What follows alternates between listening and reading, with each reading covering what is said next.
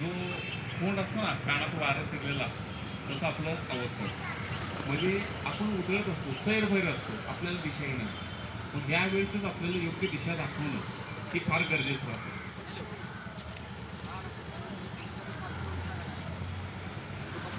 त्यावेळेसच आपल्यासाठी योग्य अशी दिशा दाखवणं गरजेचं आहे.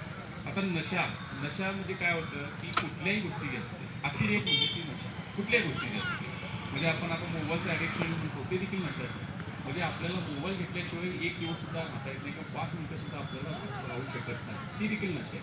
पण ती नशा कशी आहे, कशापर्यंत प्रकारची आहे, ती टेक्नॉलॉजी आताच्या घरात टेक्नॉसेवी या पद्धतीने किंवा आता इतर पॉईंटवरती आपलं जग असल्यामुळे आपल्याला मोबाईल हा गोष्ट भेटतो. म्हणजे शिक्षणासाठी असू दे किंवा अन्य कुठल्या सोशल मीडियासाठी असू दे किंवा अन्य परंतु ही नशा जी आहे ही कुठल्याही प्रकारची, मग ते तंबाखूची नशा असू दे, दारूची नशा असू दे, गांजाची नशा असू दे, की एमडी किंवा मेथॅड्रॉन किंवा अन्य प्रकारची बऱ्याच प्रकारची नशा ही या नशेपासून आपण कशा पद्धतीनं आपण सुद्धा परावृत्त होऊ नये आणि तसेच आपले घरचे नातेवाईक श्रेष्ठ आणि ज्या समाजामध्ये तुम्ही वावरता त्या समाजामध्ये सुद्धा याची जनजागृती करणं हे तुमचं आमचं सगळ्यांचं कर्तव्य आहे.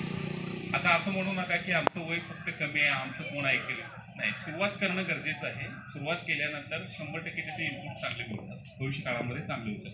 कमीत कमी स्वतःपासून सुरुवात केल्यानंतर घर आपलं सुधारेल, म्हणजे घरामध्ये नशामुक्ती होईल, त्याच्यानंतर समाजामध्ये होईल, गावामध्ये होईल आणि असंच करून आपल्या जिल्ह्यामध्ये एक वेळ असेल की भारत आपला नशामुक्त होण्याकडे पावलं उचलली जातील त्या. तर विद्यार्थ्यांना एवढं सगळ्यांना सांगणं आहे की ज्यावेळेस आपण शालेय जीवनामध्ये असतो, आता कॉलेज जीवनामध्ये हा तुम्ही सगळं, तर कॉलेज जीवनामध्ये गेल्यानंतर कानात वारं जरी शिरलं असलं तर सुद्धा नशा या गोष्टीपासून सगळ्या प्रकारच्या नशेपासून आपण या गोष्टीपासून आपण कधीही त्या जवळ जाता कामा नये. त्याच्यापासून काय होतं, आपलंही जीवन संपून जातं आणि तसंच आपल्या एका कुटुंबाचं जीवन त्यामध्ये संपून जातं.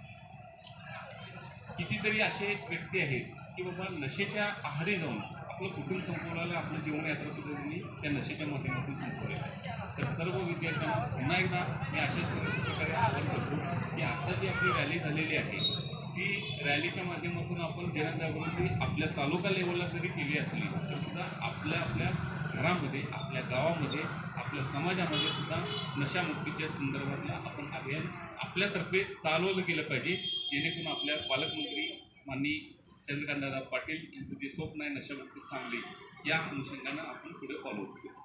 धन्यवाद.